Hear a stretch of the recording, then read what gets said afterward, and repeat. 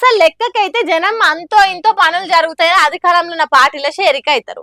స్థానిక సంస్థల ఎన్నికలు దగ్గర పడుతుంటే అది ఇంకింత ఎక్కువ చేరుతారు. కానీ ఆ గీడ చూడు ఎట్లా జరిగిందో.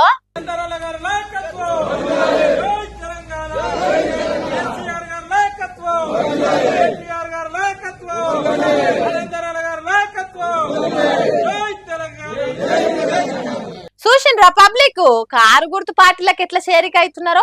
గుంపులు గుంపులుగా వచ్చి గులాబీ కండువాలు కప్పుకుంటారు. మళ్ళీ ఇది ఎక్కడనో కాదు, తెలంగాణ రాష్ట్రాన్ని వెళ్తున్న సీఎం రేవంత్ రెడ్డి నియోజకవర్గం కొడంగల్ నియోజకవర్గంలో జరుగుతున్న చేరికలు ఇవి. మళ్ళీ ఇది వేరే ఏ పార్టీల నుంచి జరిగితే ఏం కాదు, కానీ ఏకంగా కాంగ్రెస్ పార్టీకి రాజీనామా చేసి ఇట్లా చేరుతున్నారంటే సీఎం రేవంత్ రెడ్డికి ఏ తిరిగి పథార వేరుకుంటూ పోతున్నదో చూడండి. మాజీ ఎమ్మెల్యే పట్నం నరేందర్ రెడ్డి కండువా కప్పుతుంటే గులాబీ పార్టీలో చేరిండ్రు.